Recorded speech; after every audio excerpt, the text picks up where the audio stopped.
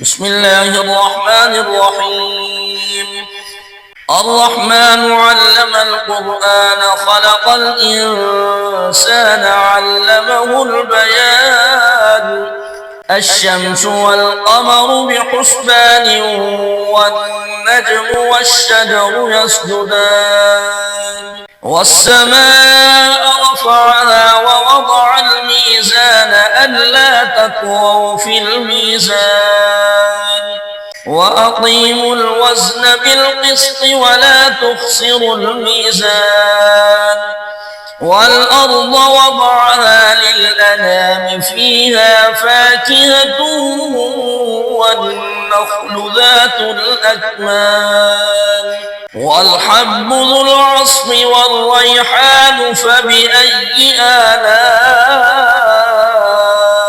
ربكما تكذبان خلق الإنسان من صلصال كالفخار وخلق الجن من مارج من نار فبأي آلاء ربكما تكذبان رب المشرقين ورب المغربين فبأي آلاء ربكما تكذبان مرج البحرين يلتقيان بينهما برزخ لا يبغيان فبأي آلاء ربكما تكذبان يخرج منهما اللؤلؤ والمرجان فبأي آلاء ربكما تكذبان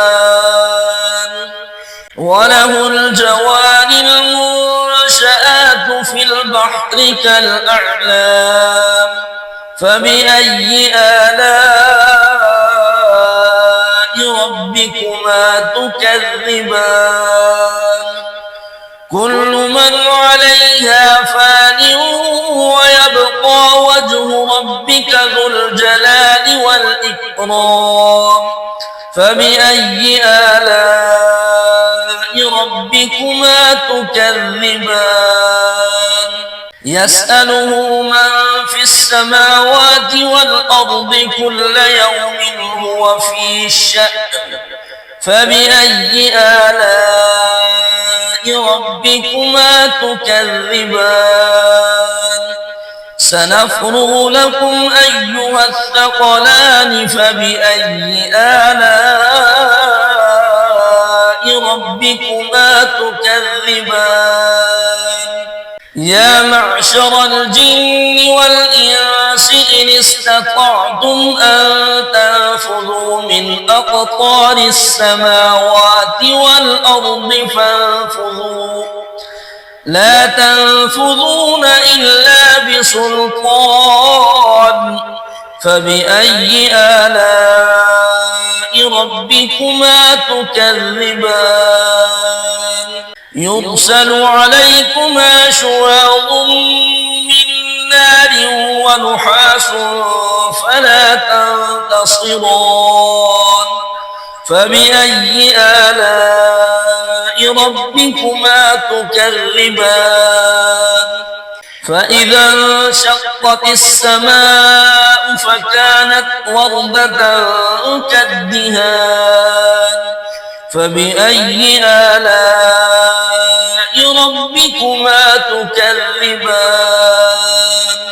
فيومئذ لا يسأل عن ذنبه إنس ولا جان فبأي آلاء ربكما تكذبان يعرف المجرمون بسيماهم فيؤخذ بالنواصي والأقدام فبأي آلاء ربكما تكذبان هذه جهنم التي يكذب بها المجرمون يطوفون بينها وبين حميم آن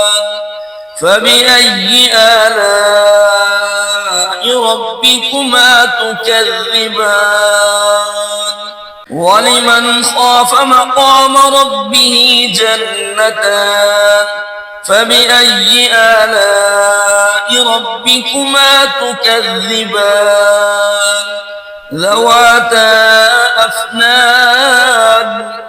فبأي آلاء ربكما تكذبان فيهما عينان تجريان فبأي آلاء ربكما تكذبان فيهما من كل فاكهة زوجان فبأي آلاء ربكما تكذبان متكئين على فرش بطائنها من استبرق